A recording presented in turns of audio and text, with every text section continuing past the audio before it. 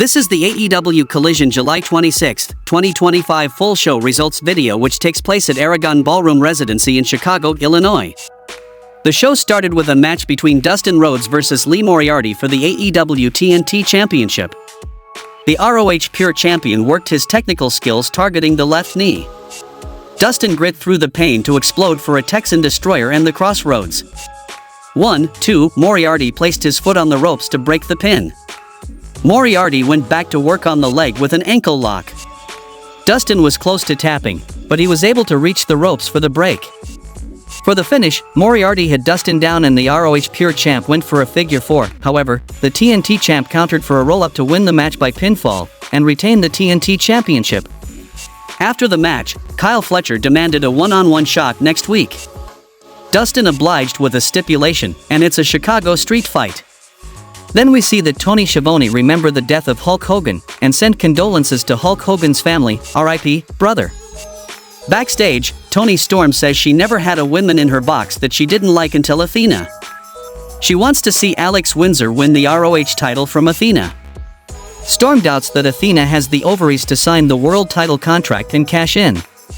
The next match happened between Bang Bang Gang versus Big Bill and Brian Keith. Bill dominated Austin Gunn to damage the left knee and the Learning Tree isolated Austin, then came the desperate hot tag to Robinson. Juice cleaned house, but the Learning Tree regained control, but Juice escaped a teamwork maneuver.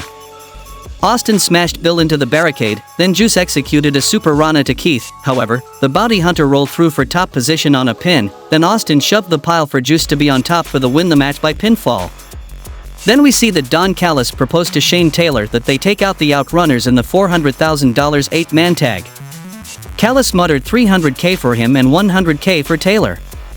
Shane was steaming at that disrespect as Callis ran out of the room. Then we see the Best Wrestler Alive Open Challenge Series, and this time Anthony Bowens accepted the challenge, and then we see a match between Anthony Bowens versus Max Caster.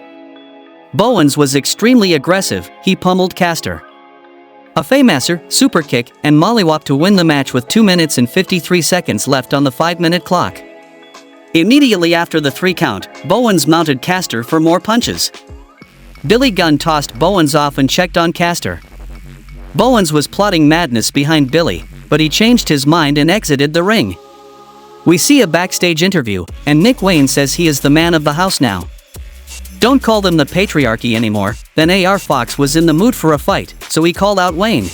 Then we saw a $400,000 8-man tag match between Outrunners, Tomohiro Ishii, and Hologram versus Hetchesero, Lance Archer, and Infantry.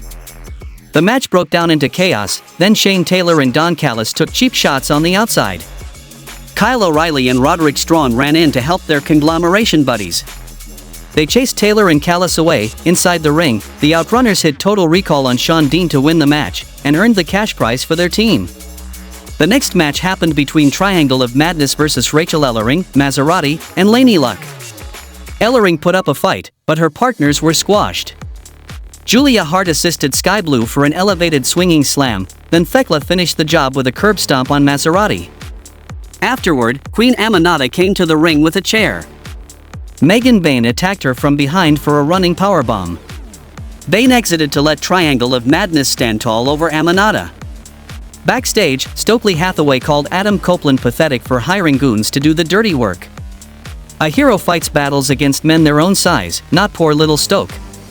He also hyped FTR winning the tournament and taking the tag titles at Forbidden Door. In a backstage interview, Kyle O'Reilly had an idea for Hologram and Ishii to spend their winnings on celebrating Roddy's birthday with Brazilian steaks and Brazilian waxes. Everybody else no-sold his excitement. The next match happened between Nick Wayne and Kip Sabian versus AR Fox and Angelico. Wayne was aggressive on Fox, then Fox caught fire for cutters and dives. The Orphans regained control, then Wayne landed a moonsault outside onto Fox, while Sabian hit a cannonball on Angelico. Tagged to Wayne to finish Angelico with the killswitch, and won the match by pinfall. In a backstage interview, Chris Statlander dished a heel tone sarcastically saying that Willow Nightingale should be thanking her for protection. Statlander was reminded that she is strong, tough, athletic, and thankful to be herself. In the main event of the show, we saw a match between Athena versus Alex Windsor for the ROH Women's World Championship. Athena dominated early, Windsor rallied with a wheelbarrow slam on the floor. Billy Starks interfered, but Windsor sent her into the steel steps. Athena took advantage of the distraction for a suicide dive. She followed up for a dropkick into the steps and a powerbomb off the barricade. Inside the ring, Athena connected on the O-face to win the match by pinfall to retain the ROH Women's World Championship. After the main event, Starks stomped Windsor. As Athena set up more danger, Toni Storm ran in for the save. Thesz pressed punches on Athena, then Starks clobbered Storm in the head with the contract clipboard. Starks held Storm up for an O-face, however, Windsor was back in the fracas to even the numbers. Storm and Windsor stood tall to close the show. How much you would rate this week's AEW Collision show? Tell me in the comments, and thanks for watching.